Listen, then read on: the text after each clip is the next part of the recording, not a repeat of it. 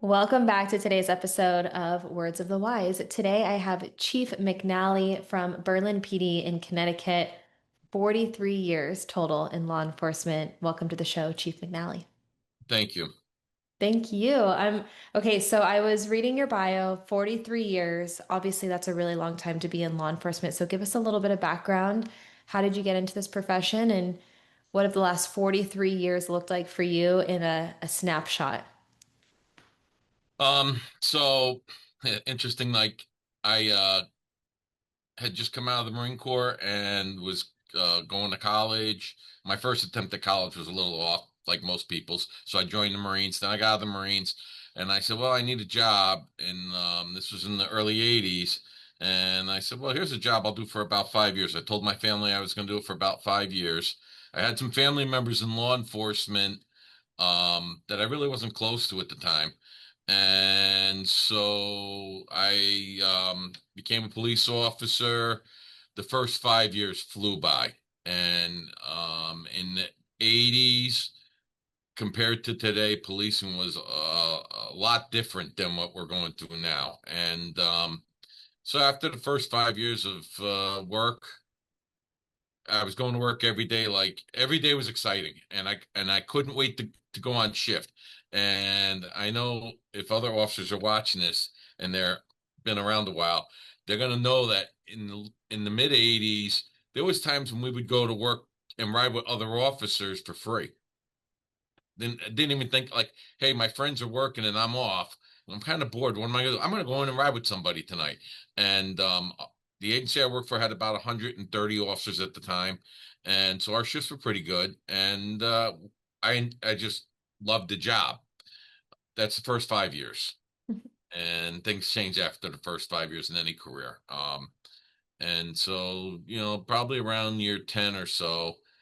Now I was uh, had gotten married, started a family, and the exciting part of the job started to change because things happen, your experiences happen, and you start thinking about other people, your family, your spouse, um, and more serious. Of course, you're also getting older too. I started at 22, so you change as a person.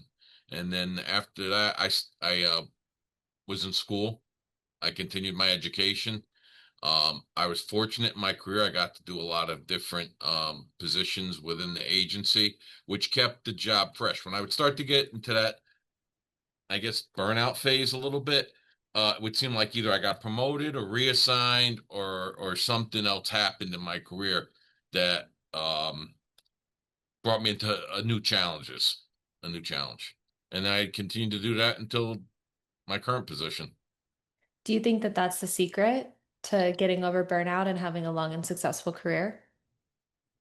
I think it's very important that when and for in law enforcement that you don't get compartmentalized to a point where you don't have other things going on. But I also have some other ideas of why I'm in it for 43 years, and many officers are not staying beyond 20, 25 years now. Most agencies are trying to get to a 20-year or a 25-year plan.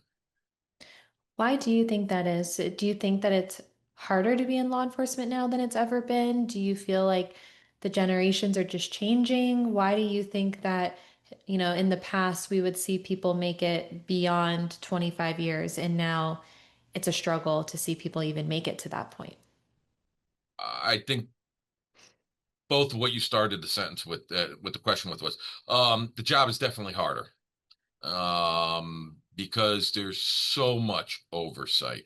I don't know too many other careers in this world where you go to work every day and you really are, especially with the advent of body worn cameras, in car cameras, social media presence, everything you're doing is being recorded and basically Monday morning quarterbacked. Mhm. And not just by the outsiders, but also by people within the industry, you know.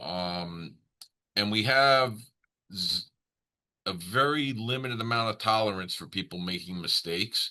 Yet in this career field, when you're young, you're going to make mistakes. You have to make mistakes. It's the only way that you learn. You learn from mistakes throughout life, not even just in law enforcement, but in any career. But in this career field, that is very taxing. So when I was a young officer,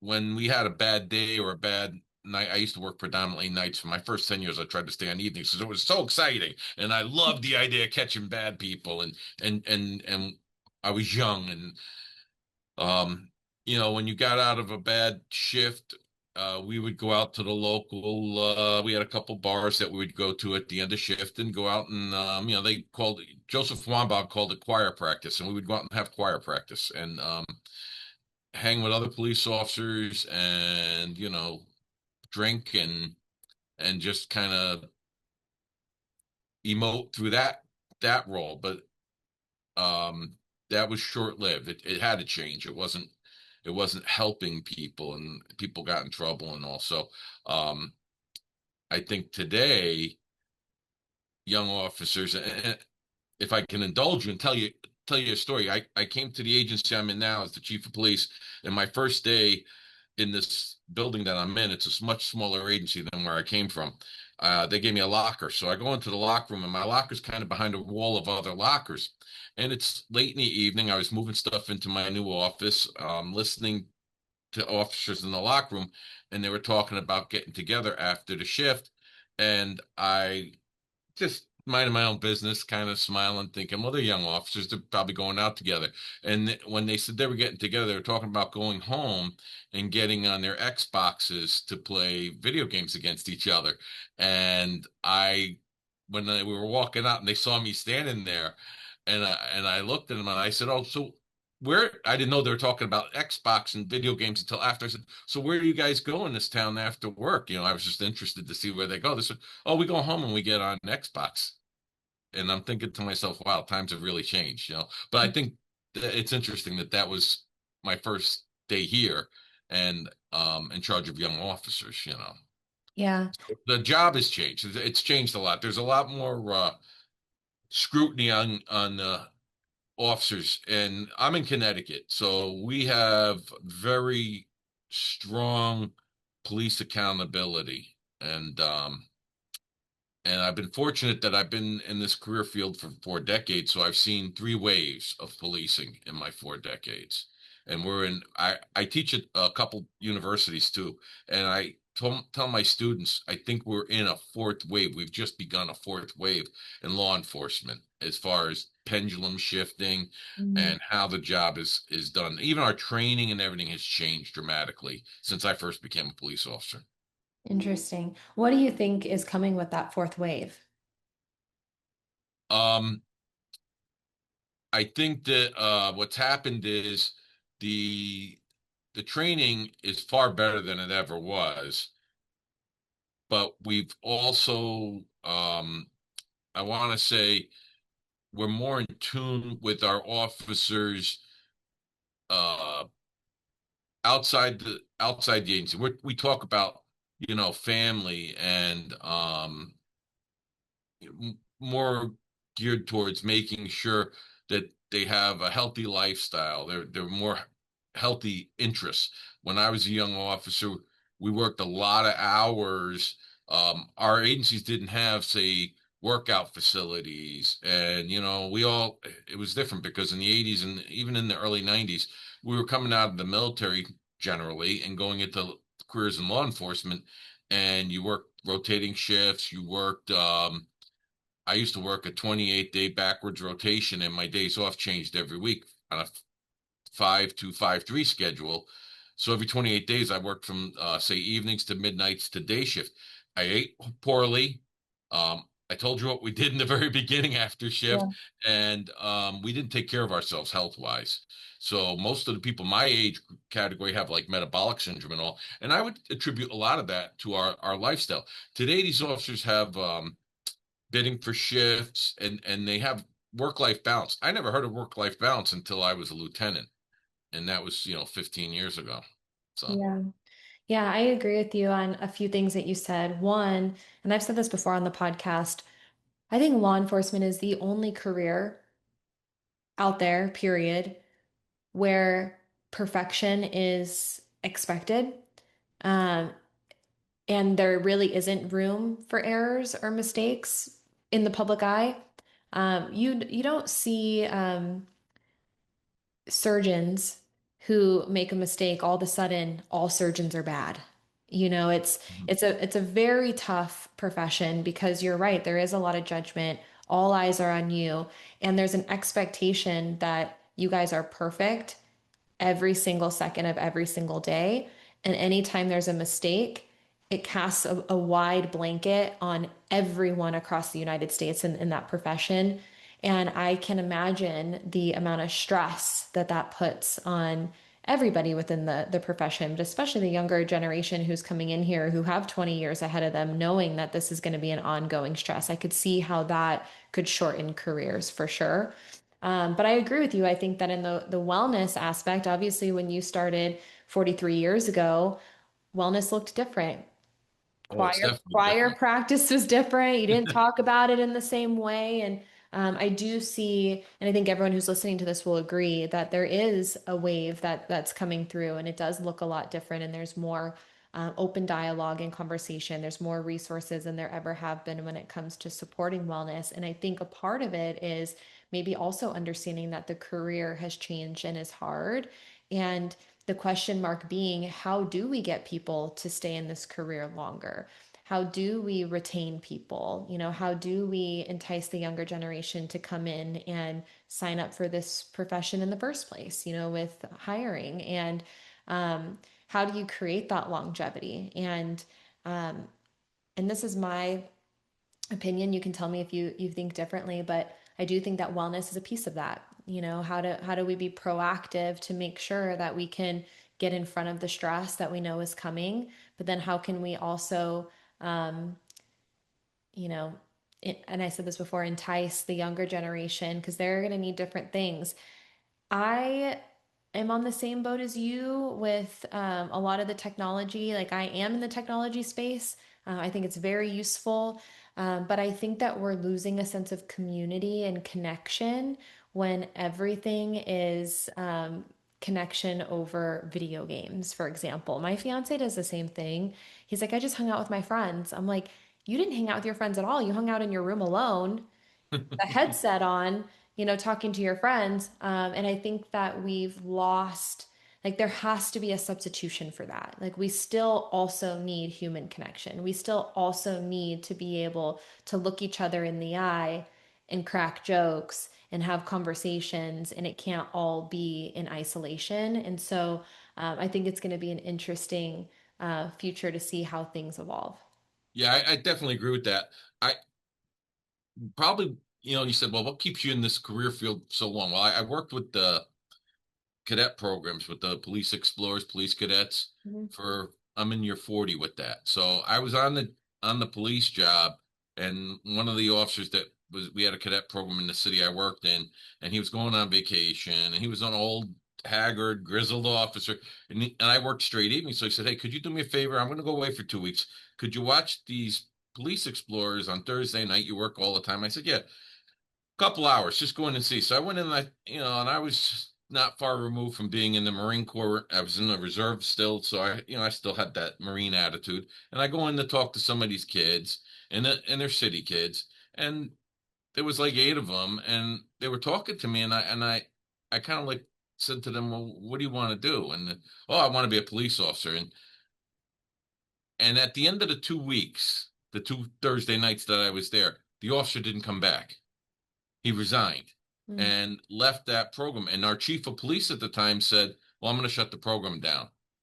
And I said, "Let me see what I can do with these kids." And on my good days in my career, I had cadets that I know were looking at me and looking up to me. It definitely honed my skills as a trainer and then as an educator. And I got to travel the country a little bit with our program. Our program grew. At one point, our department was 131 officers, and our cadet program was 178 kids. Wow. So, and what I did was I was able to get other officers involved. And I honestly think when you say, well, what gives you longevity? Sometimes being that role model, being somebody's source of helping somebody get into a career field, or saying to them, hey, maybe policing isn't for you, maybe forensics is for you, or maybe social work is for you, and then it actually helped me get into the teaching jobs at the colleges, but it was never meant to be that way. And even where I am now, I have a cadet program that we started here when I first got here because they didn't have one. And I have some officers that are really starting to say, hey, this works. That's good for retention. It's good for longevity. Also, what are we doing? We're really planting seeds for our future employees because a percentage of them will go into the field. So it goes along that whole idea of being fresh, the freshness of having the different challenges within the job to keep you going. If you only do the same thing over and over again every day, you get burned out a lot quicker. Um, so I think that was one of the keys to success too. I think there's more than one key to success. It's actually a key ring, and Yeah. so I think that was part of it. And then when we talk about the bad days, I could always go talk to one of those cadets, and they were so excited for their future. And when you get to that point, sometimes, you're 10 years, 15 years, even maybe 20 years into this career, and you start to feel run down. You start to feel, okay, the end has got to be coming and all. Talk to a young person who might emulate you or want to know why you're doing that, or say, hey, I want to be like you. That's very reaffirming. Yeah. It gives you that fresh perspective. I think that's part of it too. I think that, well, first of all, I love what you just said about there's not one key to success, it's a key ring. What a Mhm. cool statement. I wanted to repeat that. That was really cool. But I also think it's important to have a purpose outside of ourselves sometimes. And I agree with you. I think, and I'll put it this way, like the hardest times for me when I was in the trenches and I was grinding every day and I couldn't see the light at the end of the tunnel, right? You're just like in it for yourself. You really don't know where you're going. You're just day in, day out doing kind of the same thing. Obviously, there's different challenges and things that you see within each day, but it just feels like that monotony of like, okay, I'm just slowly going through it. But when you have a purpose outside of yourself, or you can connect more deeply with your why and why you got into this profession or how you can help other people, I do think that reinvigorates you. And I think it's important for us to mentor other people. I also think it's important for us to find mentors for ourselves. And it doesn't have to be a new officer who's doing this. I think we can always be seeking out different mentors. We can always be trying to learn and grow. And then how do we pass that information on to other people? I know when I was coming up in my career, I think things are starting to change, but it was very much hold everything to your chest, try to beat everyone out of whatever position. Don't tell anyone your secrets, because everyone else is coming for the same job, or, it was very competitive. And I think that it's changing now, but I always saw value in how can we help other people to succeed? How do you give away your secrets? Tell everyone everything. Help someone, give them your all of your knowledge and everything that you have so that they can be successful. And that doesn't mean that you're less successful. But then how can you also continue to develop yourself so you're growing? And I think we reach these plateaus in our lives and our careers where maybe there's a title where we feel like, okay, we should know it all, or maybe we feel like we've arrived. But how do we not only help build other people up, how do we continue to build ourselves up over time? So I think something you just said was really important too, is that when you have investment in the future of your career by either helping interns or having riders come with you, our cadet programs are big. Actually, the cadet programs are pretty big in this country.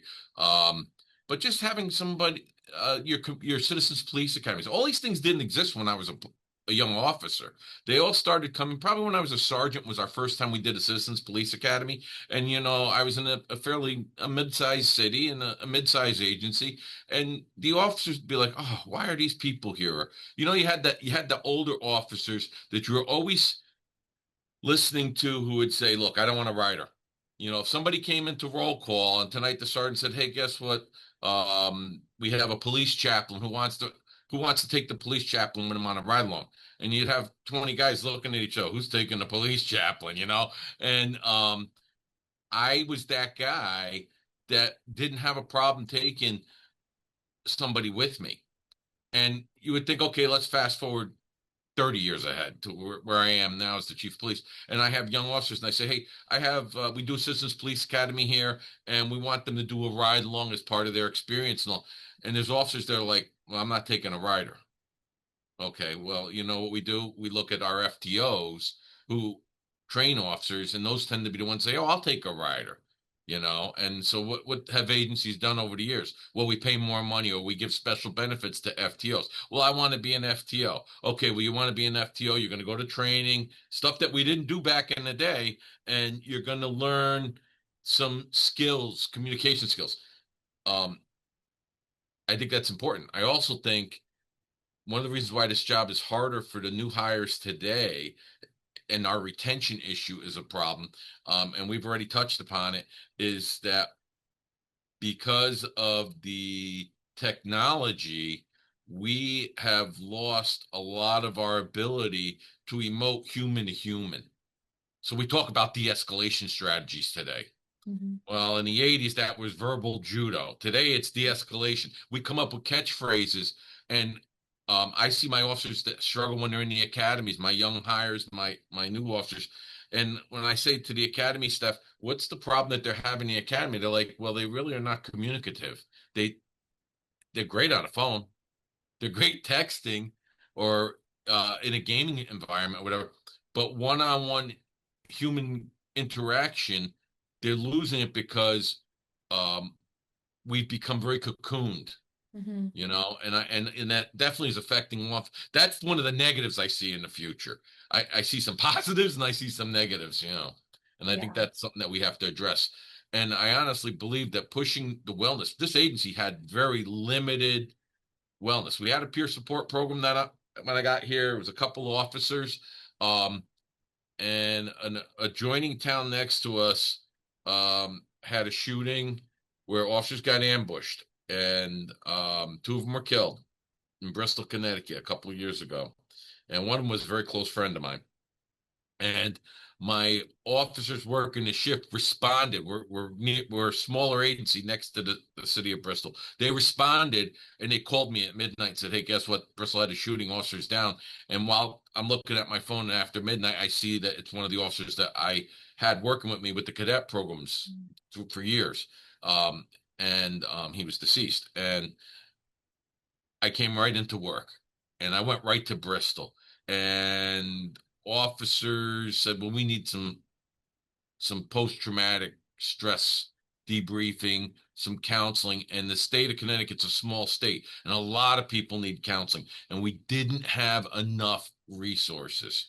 So we're reaching out to like the Fraternal Order of Police or to Hartford Healthcare, who has a program now that's phenomenal. I mean, those programs didn't exist. Now they exist. Um, and we have to really let our people know that saying, hey, I need to talk to somebody or I need help is not a negative stigma. And that has to be done by actions, not just by words. And some agencies are still having a hard time struggling with that. But most of the agencies now get it. And that's important because we need to retain our officers. We put a lot more money into training up an officer and what they have to deal with today, there's a lot more social work involved, or you're taking on a lot of trauma, other people's trauma, which nobody had talked about that in the 80s or 90s. And today we understand that now and we have Yeah. to deal with it. Yeah, you know, it's interesting. I was having a conversation. Actually, this was probably a span of like 6 months, like just different conversations. And I had someone saying, um, they said we have it was three different people. I want to make sure I get the order correct. So they said we have a homeless problem. And I was like, okay, yeah, we have a homeless problem, you know, and they're like, okay, we're taking a lot of calls for this. And then later someone said, well, we don't have a homeless problem, we have a drug problem. And we're like, okay, like there's a drug problem. And then later, someone said, we don't have a homeless problem or a drug problem, we have a mental health crisis.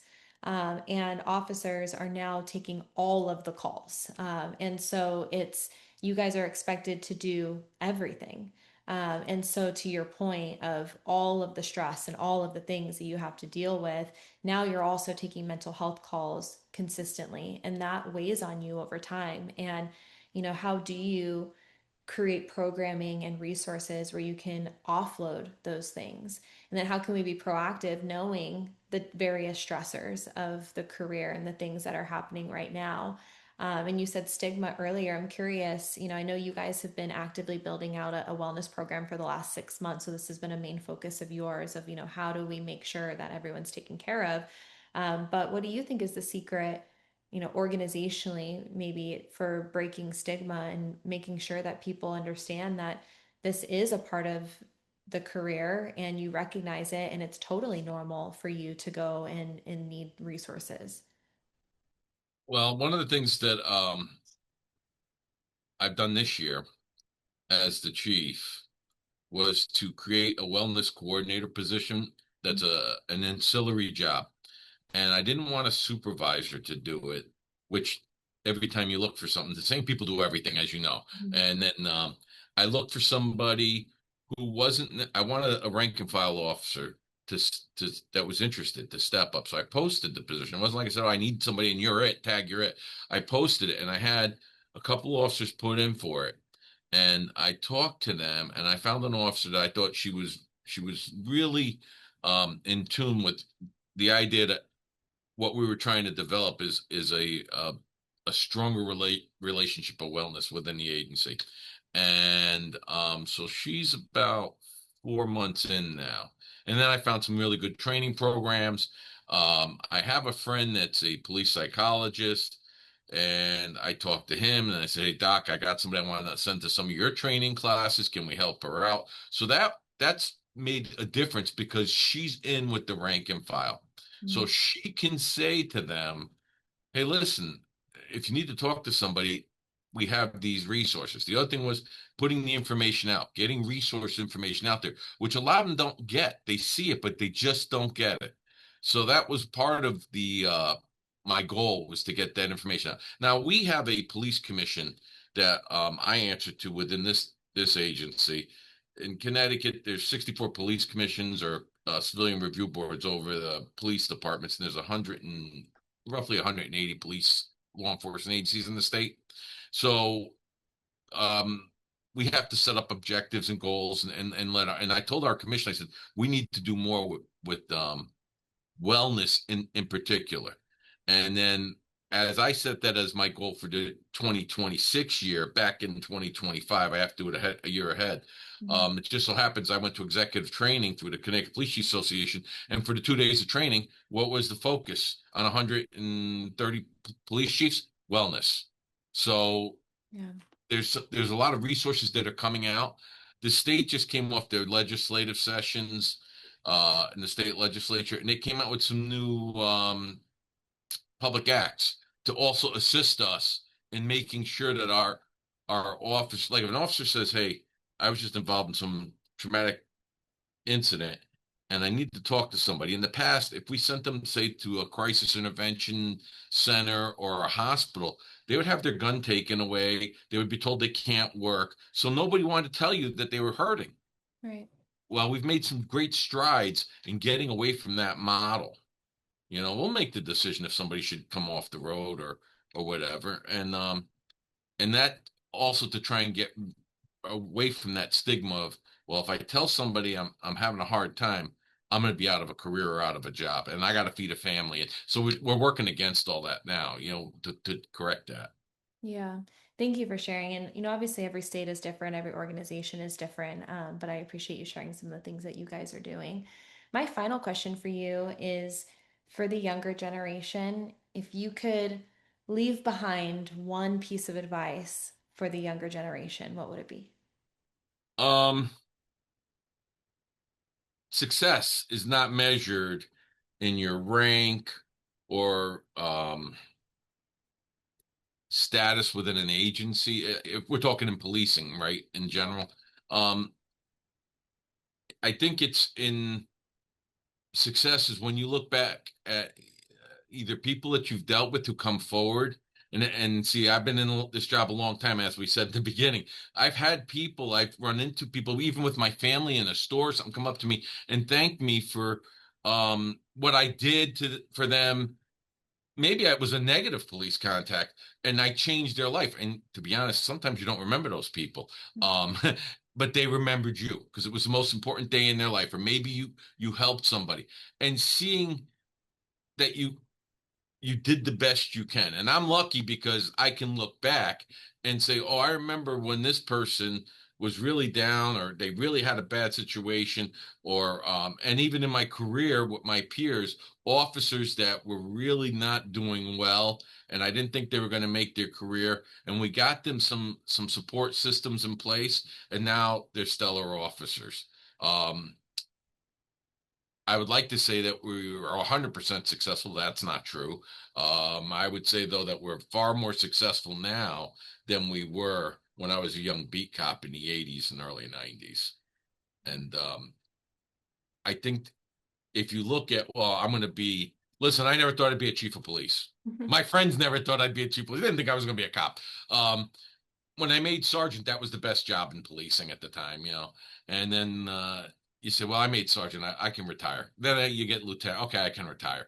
But I wasn't goal oriented like that. I liked having different jobs, and I was fortunate that I got in my career. I always an older officer told me once if somebody offers you something to do, whether you want to do it or not, you should probably not say no. So if a boss says, I want to put you someplace, don't say no. And I had that happen to me. I had a chief of police. I worked for many chiefs. I had a chief of police who said, I'm going to put you in community affairs. And I'm looking at him saying, oh my God, I am not a community person. Well, that year that I was in community affairs developed the later version of me, which Mm. is over 20 years old now.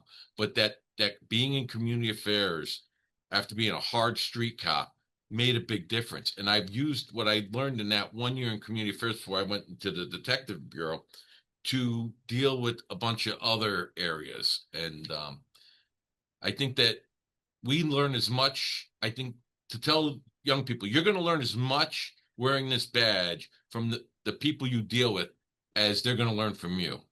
Mm. And hopefully you're doing the right thing and they learn from you. Wow. Thank you.